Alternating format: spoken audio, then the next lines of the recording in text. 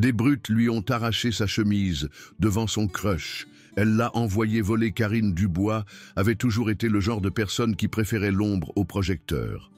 Au lycée Jules Ferry, elle se déplaçait dans les couloirs comme un fantôme, ses chemises à carreaux amples flottant sur sa petite silhouette, ses cheveux châtains tombant sur son visage comme un rideau derrière lequel elle pouvait se cacher. Elle était la fille que les profs oubliaient d'interroger, celle qui s'asseyait seule à la cantine avec un livre calé contre son thermos, celle qui avait perfectionné l'art de se faire oublier. Ce que personne ne savait de Karine, c'est que tous les soirs après l'école, elle conduisait pendant 20 minutes hors de la ville jusqu'au studio d'arts martiaux de Maître Lee, où elle s'entraînait aux arts martiaux mixtes depuis 6 ans. Son père, un ancien légionnaire, avait insisté pour qu'elle apprenne à se défendre après la mort de sa mère. Et Karine s'était lancée dans cette discipline avec une intensité tranquille qui avait surpris même son instructeur. Elle pouvait projeter un homme adulte 2 fois plus grand qu'elle, casser des planches à main nue, et avait remporté 3 tournois régionaux en utilisant un faux nom pour éviter la tension. Mais à l'école, elle gardait cette facette d'elle-même enfermée, croyant que la violence n'engendrait que plus de violence. Les ennuis ont commencé 3 semaines après la rentrée, lorsque Maxime Leroy a décidé qu'elle serait sa nouvelle cible. Maxime était tout ce que Karine n'était pas. Bruyant, sûr de lui, avec ce genre de sourire facile qui faisait que les professeurs fermaient les yeux sur sa cruauté, et des épaules larges qui faisaient que les autres élèves s'écartaient lorsqu'il traversait le couloir. Son meilleur ami, Théo Garnier, le suivait partout, un garçon trapu avec des yeux méchants qui riait trop fort aux blagues de Maxime, et ensemble, ils avaient fait du lycée Jules Ferry leur royaume personnel. Cela a commencé petit. Comme ces choses-là commencent toujours. Un coup d'épaule dans le couloir qui a fait voler les livres de Karine sur le sol. Des commentaires sur ses vêtements de friperie qui étaient juste assez forts pour que les autres les entendent. Le coup classique de retirer sa chaise juste au moment où elle allait s'asseoir à la cantine, la laissant debout, rouge de honte, tandis que les tables environnantes éclataient de rire. Karine a tout enduré en serrant les dents, la voix de son père résonnant dans sa tête. « Choisis tes combats, ma chérie. Certains combats ne valent pas la peine d'être gagnés. » Elle ramassait ses livres, redressait sa chaise et continuait comme si de rien n'était. Mais Maxime semblait prendre son silence comme une permission d'escalader. La bibliothèque est devenue son terrain de chasse préféré. La bibliothèque du lycée Jules Ferry était un espace tentaculaire, avec de hauts plafonds et des rangées d'étagères qui créaient des cachettes parfaites pour les embuscades. Maxime attendait que Karine soit plongée dans la section des biographies, puis apparaissait au coin, avec Théo à sa suite, faisant tomber les livres de ses mains ou faisant des commentaires bruyants sur son apparence qui résonnait dans l'espace silencieux. Madame Dubois, la bibliothécaire âgée, était trop occupée à gérer le bureau de près pour remarquer ce qui se passait dans les coins du fond. Le gymnase était un autre champ de bataille. Pendant les pauses déjeuner, lorsque Karine essayait de trouver un endroit calme pour manger derrière les gradins, Maxime finissait inévitablement par la trouver.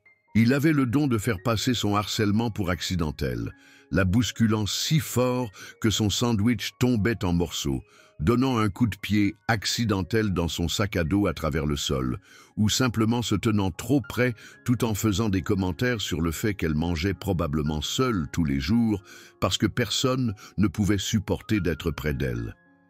Mais c'est dans le couloir principal, juste à côté de la vitrine à trophées, près du bureau du proviseur, que la cruauté de Maxime a atteint de nouveaux sommets.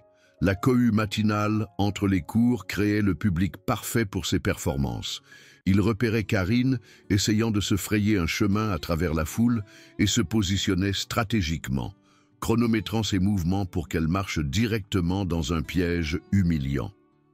Une fois, il a tendu sa jambe juste au moment où elle passait, la faisant trébucher dans un groupe de pom-pom girls qui ont crié et l'ont repoussée comme si elle était contaminée. Une autre fois, il a attrapé son sac à dos alors qu'elle passait, l'a dézippé et a vidé son contenu sur le sol pendant que les élèves enjambaient ses affaires et continuaient leur chemin. À travers tout cela, Karine a gardé le silence. Elle avait appris tôt que riposter ne faisait que rendre les brutes encore plus acharnées à vous briser. Son père lui avait appris que la vraie force signifiait parfois endurer, et son entraînement aux arts martiaux lui avait inculqué un respect pour le pouvoir qu'elle portait. Maître Li disait toujours qu'avec une grande capacité venait une grande responsabilité. Et Karine croyait qu'utiliser ses compétences contre des adversaires non entraînés reviendrait à apporter un fusil à une bagarre à main nue. Mais Maxime Leroy ne faisait que commencer. Le point de rupture est survenu un jeudi après-midi à la fin du mois d'octobre. Karine attendait ce jour avec impatience depuis des semaines à cause d'une personne, Antoine Rivière. Antoine était nouveau au lycée Jules Ferry, ayant déménagé de Marseille lorsque son père avait trouvé un emploi à l'usine locale. Il était discret comme Karine, mais d'une manière différente, sûr de lui dans son silence, à l'aise dans sa propre peau. Il avait des yeux doux et un sourire facile, et il était l'un des rares élèves qui reconnaissait réellement l'existence de Karine avec un signe de tête ou un bonjour discret lorsqu'ils se croisaient dans les couloirs. Antoine avait été désigné comme son partenaire pour un projet d'histoire sur la Révolution française, et ils se rencontraient à la bibliothèque après l'école pour y travailler ensemble. Pour la première fois depuis des mois, Karine avait quelque chose à attendre avec impatience chaque jour. Antoine écoutait vraiment quand elle parlait, posait des questions réfléchies sur ses recherches et la faisait rire avec ses observations sèches sur leurs camarades de classe. Elle avait commencé à espérer que peut-être, juste peut-être, elle se faisait un véritable ami. Ce jeudi, ils avaient convenu de se rencontrer à la bibliothèque après l'école comme d'habitude. Karine est arrivée tôt, étalant leurs affaires à une table près des fenêtres où la lumière de l'après-midi était la meilleure. Elle avait même porté sa plus belle chemise, un pull bleu doux que sa tante lui avait offert pour Noël, au lieu de sa chemise à carreaux surdimensionnée habituelle. Elle jetait des coups d'œil à la porte, attendant qu'Antoine arrive avec son sourire facile. Mais Maxime Leroy est arrivé en premier. Il est entré dans la bibliothèque en se pavanant avec Théo à ses côtés, tous deux souriants comme s'ils venaient de gagner au loto. Les yeux de Maxime ont parcouru la pièce jusqu'à ce qu'il trouve Karine, et son sourire s'est élargi. Il a chuchoté quelque chose à Théo, qui a ri et s'est frotté les mains comme s'il s'échauffait pour un spectacle. « Tiens, tiens !» a dit Maxime, assez fort pour que les autres élèves dispersés dans la bibliothèque l'entendent. « Regardez ce que nous avons ici. La petite Karine toute pimpante. T'as un rencard ou quoi ?» Le cœur de Karine s'est serré. Elle avait espéré que peut-être, juste cette fois, Maxime la laisserait tranquille. « Je suis juste en train d'étudier, » a-t-elle dit doucement, sans lever les yeux de ses livres. « Étudier », a répété Maxime, faisant sonner le mot salement. « C'est ça. Et Théo, tu penses que notre petite souris ici rencontre quelqu'un? Peut-être qu'elle a enfin trouvé quelqu'un d'assez désespéré pour traîner avec elle ?» Théo a ricané. « Qui voudrait traîner avec ça? Elle a probablement dû payer quelqu'un pour s'asseoir avec elle. » Karine a senti la chaleur monter à ses joues. Elle s'est concentrée sur ses notes, essayant de les ignorer, espérant qu'il s'ennuierait et partirait. Mais Maxime ne faisait que s'échauffer. « Tu sais ce que je pense ?» a dit Maxime, faisant le tour pour se tenir derrière sa chaise. « Je pense que la petite Karine ici est délirante. Je pense qu'elle croit vraiment que quelqu'un veut passer du temps avec elle. C'est pas mignon, Théo ? » « Adorable !» a convenu Théo, se positionnant de l'autre côté de Karine. C'est alors qu'Antoine est entré. Il s'est arrêté à la porte, observant la scène. Karine penchée sur ses livres avec Maxime et Théo planant au-dessus d'elle comme des vautours. Son expression s'est assombrie et il a commencé à marcher vers leur table avec détermination. « Eh ?» a dit Antoine, sa voix portant une note d'avertissement. « Il y a un problème ici ?» Le sourire de Maxime s'est encore élargi. « Oh, regardez qui voilà, le chevalier servant. Pas de problème du tout, le Marseillais. Juste en train de discuter avec notre amie Karine ici. » Antoine s'est approché, la mâchoire serrée. « On dirait que tu l'embêtes. Tu devrais peut-être trouver un autre endroit pour traîner. » La bibliothèque était devenue complètement silencieuse. Même Madame Dubois a levé les yeux de son bureau, sentant la tension dans l'air. Karine voulait disparaître, s'enfoncer dans le sol et ne jamais revenir. C'était exactement ce qu'elle avait craint. Que ses problèmes touchent d'une manière ou d'une autre Antoine, que la cruauté de Maxime s'étende pour l'inclure. « Antoine, ça va », a-t-elle dit doucement. « Vraiment, ça va. » Mais Maxime était déjà en mouvement, ses instincts de prédateur pleinement engagés. Il avait trouvé une nouvelle proie et il n'était pas sur le point de la laisser s'échapper. « Tu sais quoi, le Marseillais ?» a dit Maxime, s'approchant d'Antoine. « Je ne pense pas que tu comprennes comment les choses fonctionnent ici. Tu vois, Karine et moi, on a un arrangement. Elle connaît sa place et je la lui rappelle quand elle l'oublie. Et en ce moment, elle l'a oublié. » D'un mouvement rapide, Maxime a attrapé le bas du pull bleu de Karine et l'a tiré vers le haut. Le tissu s'est étiré et s'est déchiré alors qu'il tirait, exposant son ventre et le soutien-gorge blanc uni qu'elle portait en dessous. Karine a haleté et a essayé de remettre le pull en place, mais Maxime l'a maintenu fermement, sa prise tordant le tissu. « Regardez ça », a dit Maxime, sa voix dégoulinant d'une fausse inquiétude. « La petite Karine n'est pas si coriace après tout. Qu'est-ce que tu en penses, le Marseillais? Tu veux toujours être son héros ?» La bibliothèque a éclaté en halètements et en rires nerveux. Les élèves ont sorti leur téléphone, sentant que quelque chose de dramatique allait se produire. Madame Dubois s'est levée derrière son bureau, mais elle semblait figée, ne sachant pas comment gérer la situation. Le visage d'Antoine est devenu complètement blanc, puis rouge de rage. « Lâche-la !»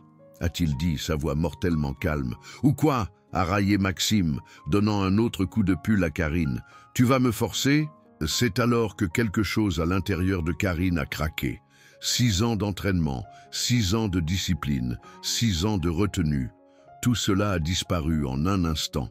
Elle avait enduré la cruauté de Maxime, avait tendu l'autre joue, avait essayé d'être la meilleure personne. Mais il avait franchi une ligne qui ne pourrait jamais être effacée.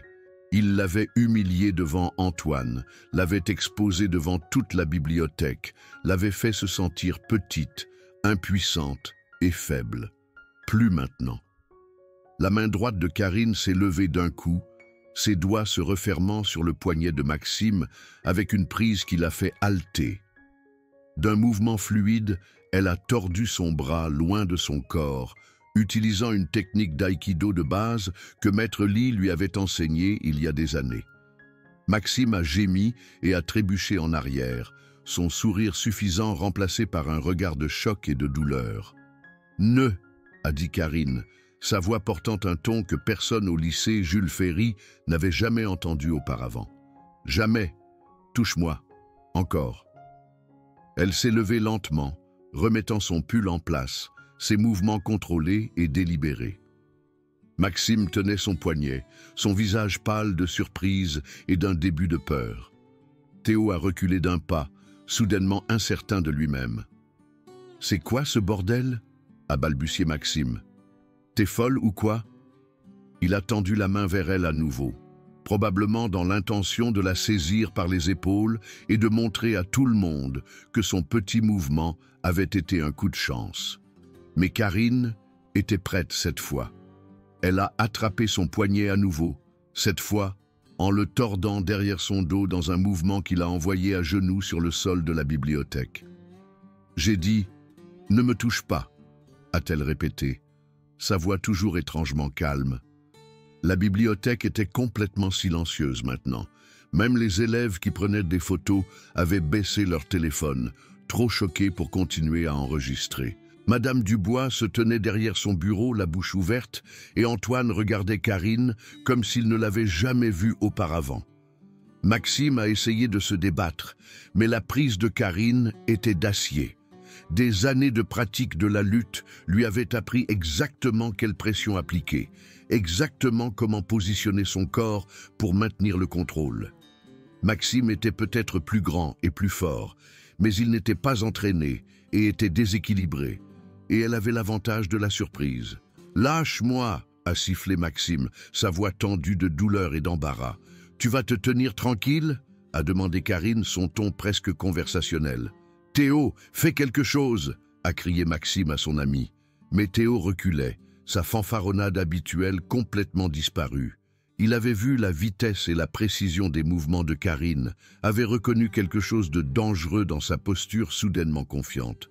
Ce n'était pas la même fille qu'il tourmentait depuis des semaines. « Je t'ai posé une question », a dit Karine, appliquant juste un peu plus de pression sur le poignet de Maxime. « Tu vas te tenir tranquille ?»« Oui », a haleté Maxime. « Putain, oui, lâche-moi juste !»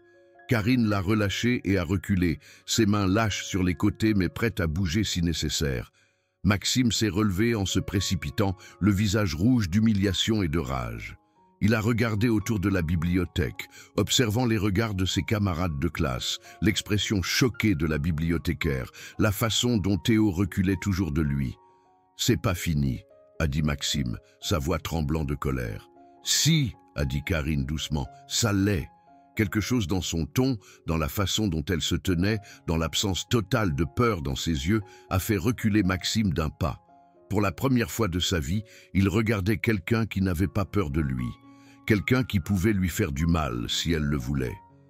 La réalisation était écrite sur son visage. « T'es folle », a-t-il murmuré, mais il n'y avait aucune conviction dans sa voix. « Peut-être », a convenu Karine, « mais je ne suis pas impuissante. » Maxime a regardé autour de la bibliothèque une fois de plus, observant les visages de ses camarades de classe. Certains avaient l'air choqués, d'autres semblaient presque soulagés, mais aucun d'eux ne le regardait avec le même mélange de peur et de respect qu'ils avaient montré auparavant. Son royaume s'effondrait, et tout le monde pouvait le voir. « Allez, Théo !» a-t-il dit, essayant de sauver un peu de dignité. « On se casse d'ici. » Mais Théo était déjà parti, s'étant éclipsé pendant la confrontation. Maxime était seul, face à une fille qu'il avait tourmentée pendant des semaines, et il perdait. Il s'est retourné et est sorti de la bibliothèque, essayant de conserver une semblance de sa fanfaronnade habituelle, mais tout le monde pouvait voir que quelque chose de fondamental avait changé. La bibliothèque est restée silencieuse pendant un long moment après le départ de Maxime. Puis, lentement, les sons normaux de l'étude ont repris. Le bruissement des papiers, le cliquetis des claviers, les conversations calmes. Mais l'atmosphère avait changé de façon permanente. La nouvelle se répandrait rapidement dans le lycée Jules Ferry, et au matin, tout le monde saurait que Maxime Leroy avait été abattu par la petite et discrète Karine Dubois. Antoine a été le premier à parler. « Ça va ?» a-t-il demandé, sa voix pleine d'inquiétude. Karine l'a regardé, soudainement consciente de l'apparence qu'elle devait avoir, les cheveux ébouriffés, le pull froissé, debout au milieu de la bibliothèque comme une sorte de guerrière. « Ça va », a-t-elle dit, et pour la première fois depuis des semaines, elle le pensait vraiment. C'était... Antoine a secoué la tête, cherchant ses mots. « C'était incroyable. Où as-tu appris à faire ça ?»« Mon père m'a fait prendre des cours d'arts martiaux, » a dit Karine, se rassoyant à leur table. « Je m'entraîne depuis environ 6 ans. » « 6 ans ?» Antoine la regarda avec un nouveau respect. « Et tu n'as jamais riposté avant ?» Karine haussa les épaules. « Je ne voulais blesser personne. J'espérais qu'ils s'ennuieraient et me laisseraient tranquille. Mais ils ne l'ont pas fait. »« Non, » a dit Karine doucement. « Ils ne l'ont pas fait. » Antoine s'est assis en face d'elle, son expression pensive. « Tu sais, j'étais prêt à intervenir et à essayer de t'aider. Je suis content de ne pas l'avoir fait. J'aurais probablement empiré les choses. »« Tu étais prêt à aider, » a dit Karine. « Ça compte. » Ils ont travaillé sur leur projet pendant le reste de l'après-midi. Mais la dynamique entre eux avait changé. Antoine a posé plus de questions sur son entraînement et Karine s'est retrouvée à s'ouvrir d'une manière qu'elle n'avait jamais faite auparavant. Elle lui a parlé du studio de Maître Lee, des tournois qu'elle avait gagnés, de la discipline et de la concentration que les arts martiaux lui avaient enseignés. Antoine a écouté avec un intérêt sincère, posant des questions réfléchies et la faisant rire avec ses observations sur l'absurdité des hiérarchies sociales du lycée. Le lendemain matin, Karine est entrée au lycée Jules Ferry, la tête haute pour la première fois depuis des mois. Elle pouvait sentir les regards de ses camarades de classe, pouvait entendre les conversations chuchotées qui la suivaient dans le couloir. Mais au lieu du mélange habituel de pitié et de dédain, elle a détecté quelque chose de nouveau dans leur voix, du respect, de la curiosité, et peut-être même un peu de peur. Maxime attendait près de son casier, Théo nulle part en vue. Il avait l'air de ne pas avoir dormi, des cernes sous les yeux et ses cheveux parfaitement coiffés, habituels ébouriffés. Quand il a vu Karine s'approcher, il s'est redressé, mais il n'y avait aucune de son arrogance habituelle dans sa posture. « Il faut qu'on parle », a-t-il dit. « Non », a dit simplement Karine, manipulant la combinaison de son casier. « On n'a pas besoin. Écoute, à propos d'hier. Hier, tu m'as humilié devant la moitié de l'école, a dit Karine, sa voix calme mais portant un tranchant d'acier. Tu as posé tes mains sur moi sans permission. Tu as essayé de me faire sentir petite, impuissante et sans valeur. Il n'y a rien à dire. Le visage de Maxime est devenu rouge. Je ne voulais pas. Si, tu voulais. Karine s'est tournée pour lui faire face, ses yeux châtains fixes et sans peur. Tu voulais tout ça. Tu as aimé ça. La seule chose que tu regrettes, c'est que ça n'ait pas marché. Maxime a ouvert la bouche pour argumenter, mais quelque chose dans l'expression de Karine l'a arrêté. Ce n'était pas la même fille qu'il tourmentait depuis des semaines. Cette fille avait l'air de pouvoir le casser en deux sans transpirer, et ils le savaient tous les deux. « Je ne t'embêterai plus », a-t-il dit finalement. « Bien », a dit Karine. « Parce que si tu le fais, ce qui s'est passé hier semblera être une conversation amicale. » Maxime a hoché la tête et s'est éloigné, les épaules affaissées par la défaite. Karine l'a regardé partir, ressentant un mélange complexe de satisfaction et de tristesse. Elle avait gagné, mais la victoire était différente de ce à quoi elle s'attendait. Il n'y avait aucune joie à voir la confiance de Maxime brisée, aucun plaisir dans son humiliation. Il n'y avait qu'un sentiment tranquille de justice rendue et une détermination à ne jamais laisser personne la faire se sentir impuissante à nouveau. Le reste de la journée s'est déroulé dans un flou de dynamique changée. Les élèves, qui avaient auparavant ignoré Karine, hochaient maintenant la tête respectueusement lorsqu'elle passait dans les couloirs. Les professeurs semblaient la remarquer pour la première fois, l'interrogeant en classe et écoutant réellement ses réponses. Même la cantine était différente. Au lieu de manger seule, elle s'est retrouvée rejointe par Antoine et quelques autres élèves qui attendaient apparemment que quelqu'un se dresse contre Maxime Leroy. Théo a essayé de l'approcher une fois, pendant le déjeuner, mais a reculé lorsqu'elle l'a regardé avec le même regard fixe qu'elle avait donné à Maxime. Il avait appris sa leçon rapidement. Sans le leadership de Maxime, il n'était qu'une autre brute sans le courage d'agir seule. Le changement le plus surprenant est venu de Madame Dubois. La bibliothécaire âgée a approché Karine après l'école, son expression pensive. « J'aurais dû intervenir hier », a-t-elle dit doucement. « J'aurais dû te protéger. Je suis désolée. » Karine a été touchée par l'honnêteté de la femme. « Ça va, Madame Dubois. Parfois, nous devons nous protéger nous-mêmes. »« Tu as fait plus que te protéger », a dit la bibliothécaire. Tu as protégé tous ceux qui l'auraient pu blesser à l'avenir. Il a fallu du courage pour ça. Ce soir-là, Karine était assise dans le studio de Maître Lee après sa séance d'entraînement régulière, toujours en train de traiter tout ce qui s'était passé. Son instructeur, un petit homme coréen avec des yeux doux et des mains calleuses, avait écouté son histoire sans jugement. « Tu as utilisé ton entraînement pour te protéger », a-t-il dit finalement. « C'est à ça que ça sert. Mais tu as aussi fait preuve de retenue. Tu aurais pu le blesser gravement, mais tu as choisi de ne pas le faire. Cela témoigne de la sagesse. » « Je ne me suis pas senti sage, » a admis Karine. « J'avais l'impression de perdre le contrôle. »« Le contrôle ne consiste pas à ne jamais se mettre en colère, » a dit Maître Lee. « Le contrôle consiste à choisir comment répondre à cette colère. Tu as choisi de te défendre sans devenir l'agresseur. C'est la marque d'un véritable artiste martial. » Karine a hoché la tête, la compréhension commençant enfin à poindre. Elle avait eu peur que riposter ne la fasse ressembler à Maxime, mais elle s'était trompée. Maxime utilisait sa force pour blesser et humilier les autres pour son propre amusement. Elle avait utilisé sa force pour se protéger et, comme Madame Dubois l'avait souligné, pour protéger les autres qui auraient pu être les futures victimes de Maxime. Les semaines qui ont suivi ont apporté une nouvelle normalité au lycée Jules Ferry. Maxime Leroy, sa réputation brisée, s'est retrouvé à subir l'isolement social qu'il avait autrefois infligé aux autres. Ses anciens disciples l'ont abandonné et il déjeunait seul, penché sur sa nourriture comme un homme portant un grand poids. Théo a été transféré dans une autre école, incapable de supporter les commentaires chuchotés et les regards entendus.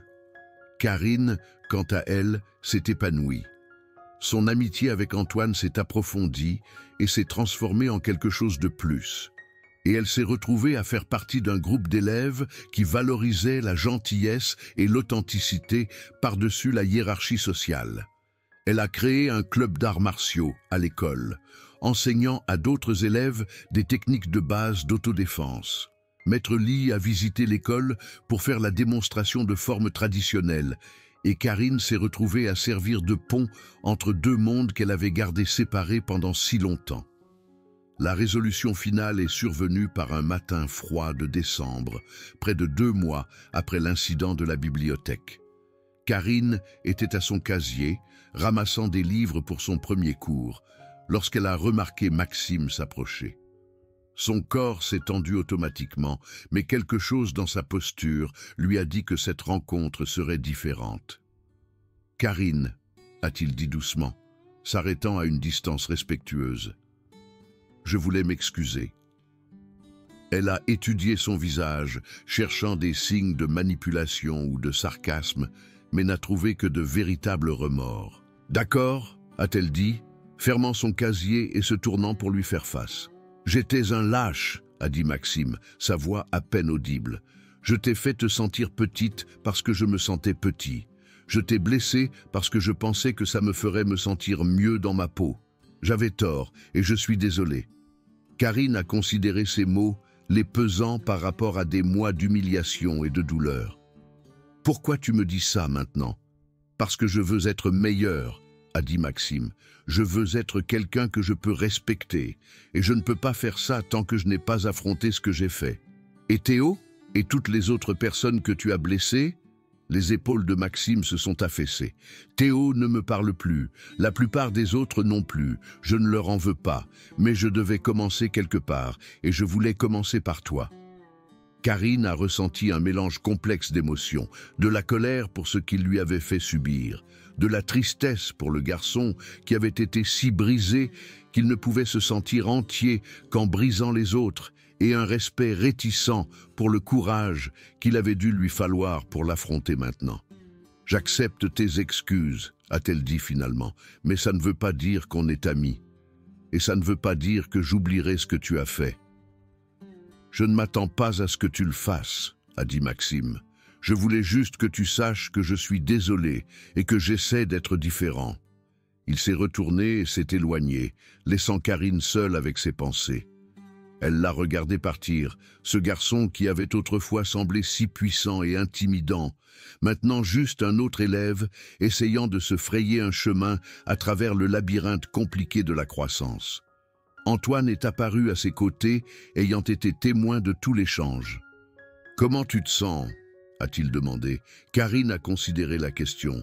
« Je me sens libre », a-t-elle dit finalement, comme si je pouvais enfin clore ce chapitre et passer à autre chose. « Tu es incroyable », a dit Antoine, prenant sa main. « Tu le sais, n'est-ce pas ?» Karine a souri, serrant ses doigts. « J'apprends », a-t-elle dit.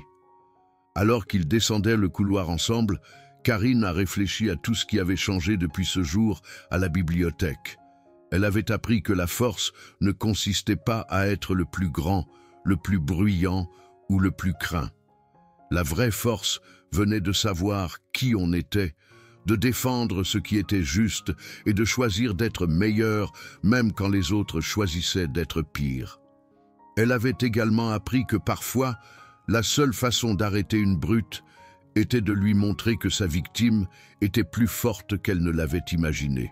Mais la leçon la plus importante était que la force sans compassion n'était qu'une autre forme de harcèlement.